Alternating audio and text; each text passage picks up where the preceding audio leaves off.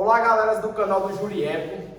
Viemos aqui para falar sobre um tema bastante importante para a filosofia do direito, que é uma matéria ministrada pelo professor Anderson Wagner, da Universidade FACAP. Viemos falar sobre um júri filósofo bastante importante para a filosofia do direito, que é Hans Georg Gadamer. E quem foi Gadamer? Gadamer é um filósofo alemão responsável e grande expoente para a hermenêutica. Ele tem uma obra de bastante impacto, que foi A Verdade é o Método, que será apresentada ao decorrer do vídeo. Gadamer, nessa obra, tenta priorizar a filosofia apropriada da hermenêutica, ou seja, através de uma compreensão, ou seja, uma compreensão de algo. Para falar de Gadamer é um filósofo contemporâneo do século XX, que é bastante respeitado em grandes países da Europa, inclusive na própria Alemanha, país onde nasceu. Para falar da hermenêutica atual de Gadamer, ele cita nas suas próprias apresentações e palestras que ministrava sobre a arte, a medicina e até mesmo a própria filosofia. Com isso, vamos falar da grande importância de Gadamer para o direito. A importância da teoria de Gadamer para o direito tem como demonstrar a interpretação que é uma compreensão atual do passado. O problema que surge é que é determinada uma possível fala de verdade da compreensão, ou seja, uma frase que ele citava: a compreensão não é real, ou seja, a verdade não é real. Sabe-se que a hermenêutica é um instrumento fundamental em toda análise jurídica e tem como principalmente ser oriunda das ciências sociais. E apresentada por Gadamer, a hermenêutica jurídica dedica-se, portanto, à interpretação e ao entendimento das expressões e dos textos jurídicos normativos, do seu sentido e do seu valor. Com isso, a teoria hermenêutica de Gadamer critica essa posição e argumenta que a razão não é absoluta. Aliás, não existe nada absoluto, que só existe como real e histórico, pois está referida ao contexto na qual se exerce.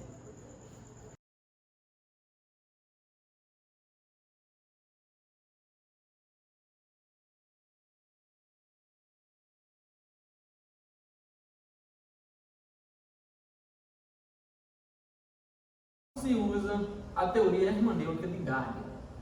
A hermenêutica filosófica tem seu estudo caracterizado por levantar dúvida acerca da segurança depositada no método e crítica o fato dos iluministas e seus remanescentes herdeiros de Descartes diminuir o valor, de Descartes diminuir o...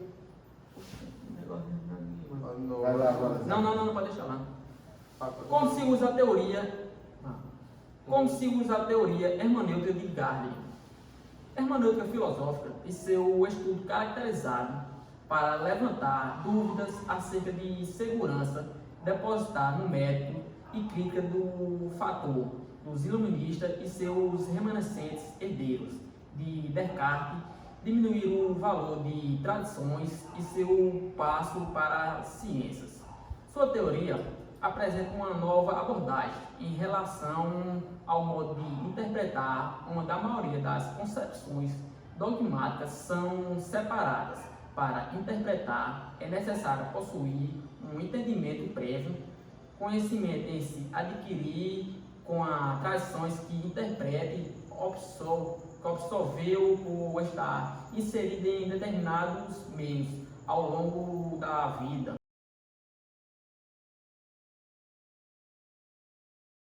Agora eu vou falar um pouco sobre a obra de Gadamer, Verdade e Método. Ela é de uma leitura como um campo fértil, que se trata como investigativo, como julga uma linguagem como um modo de vida particular, em que, através desse entendimento linguístico, organizamos uma narrativa que é explicações do mundo. A compreensão que seja uma linguagem passa mera elocução enunciativa, de forma prescrita. Em cada vez a linguagem exercida desencadeia em si mesmo um sentido denunciado como tal. Na filosofia hermenêutica e a ciência, estuda a arte e a teoria de interpretação, surgida na Grécia Antiga. A hermenêutica estuda diversos assuntos em diversas áreas, como literatura, religião e até mesmo o direito. Na filosofia hermenêutica, fundamento de Hans Gardner, ele escreve um livro sobre como explica essa análise. Um texto de forma concorrente através de um método específico. A hermenêutica é uma forma de compreender as ciências espaços de um conjunto de técnicas de interpretação, como correspondente a uma concepção de sentido no mundo do real, postulada a unidade de compreensão do positivada dos preconceitos.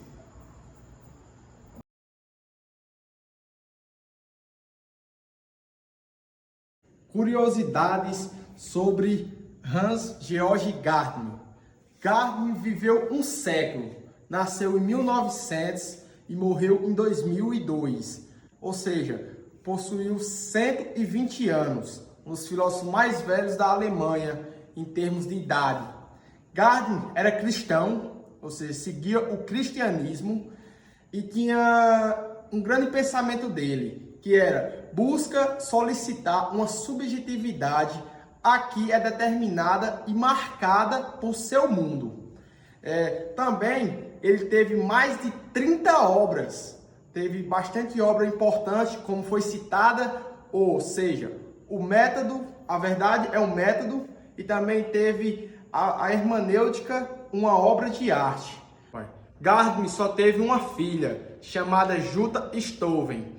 E uma das suas grandes frases que repercutiu no contexto internacional é: uma interpretação definitiva parece ser uma contradição de si mesmo. A verdade sem métodos de Gardner, ele defende que a verdade pode ser capturada dentro de uma estrutura, não pode ser capturada dentro de uma estrutura teórica, e sim na prática, descoberto por meio de experiências, mas experiências configuradas sem repetições, mas por possuir sim capturas de experiências práticas legais, sem ser repetitiva no dia a dia. Para Gardner, a importância do dialético consiste em seu poder diálogo, de levantar ideias ao fim de alcançar entendimento de melhor delas. Para o diálogo pode fazer emergir a verdade, visto que se dispõe a qualquer método, e por meio dele que há também a função de horizontes, onde também existe a possibilidade de mudar as perspectivas de algum possuir determinados assuntos. Contribuição de Gardner para o meio jurídico.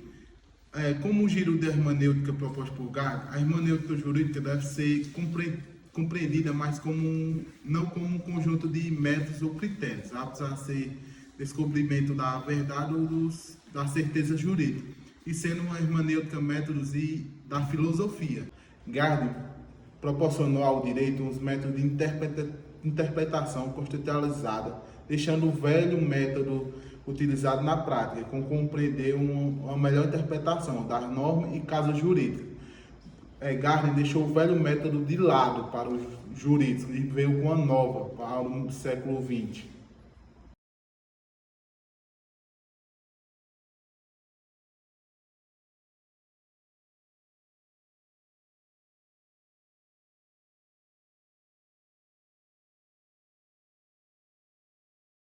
Um dos pensamentos de Gardner o pensamento está num diálogo constante que a alma consigo mesmo, enquanto a história só narra justamente o que acontece.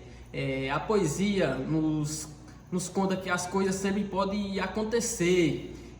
A experiência da arte é a experiência em um sentido autêntico e sempre tem de dominar novamente a tarefa apresentada pela experiência. Entrega-la no tudo da própria orientação pelo mundo e da própria compreensão. E dando continuidade aos pensamentos de Gardner, ele cita que todo olhar que retorna à profundidade histórica do nosso presente aprofunda a consciência do nosso horizonte conceitual. Hoje já há hoje já sedimentado em nós.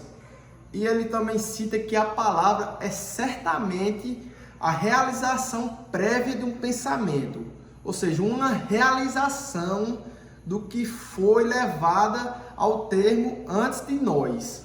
Para dar mais uma aprofundada em Gadamer, Gadamer avança na mesma ideia que os pensamentos de Heidegger, pois ele dispõe de contra tem sido as trabalhadas sobre a hermenêutica, paralelas e conjugadas, por dividir a busca da verdade, ou seja, a ciência se restringiu ao campo formal, ou seja, lógico, imediatamente correspondendo ao real. E para dar uma grande entrada no contexto de Gadamer com a filosofia foi reservada com um papel de cancelar e dar um lastro idealizado do que é ciência. Para chegar a um resultado, a filosofia é uma ciência que estabelece e apresenta lógicas do mundo. Sua força estaria amarrando uma íntima metodologia. Falar agora um pouco sobre Gadamer. A relação entre a filosofia e a ciência não pode ser descrita inadequadamente a partir de uma filosofia que é tomada das ciências, que pode ser sentido limitado, e tampouco pelas travessias especulativas das fronteiras atiladas da determinação dogmática, da investigação que se encontra e permanece a fluir no nosso dia a dia ou até mesmo no ramos. O ser há de ser revelado mais amplo do que aquela prevista no catálogo do corretor da ciência relacionada moderna.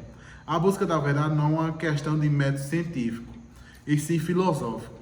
Was ist das Ganze? Wie ist das Ganze geworden? Wie ist diese Weltordnung entstanden? Das ist in das Geheimnis des Anfangs getaucht. Es gibt ein berühmtes Wort des Aristoteles. Der Anfang ist die Hälfte des Ganzen.